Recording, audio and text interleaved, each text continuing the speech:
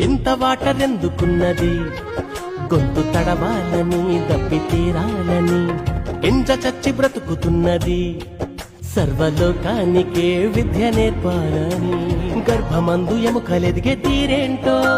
సూర్యుడారకుండా మండడమేంటో గాలి ఏడ నుండి తరలి వస్తుందో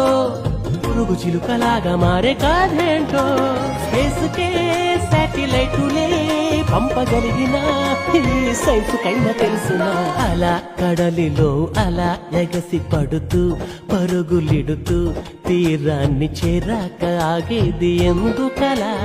ఎలా జరుగుతోందిలా చిలిపి కొయిలా పసిడి వెన్నెలా తెలుసునా నీకైనా ఈ వింత ఏమిటలా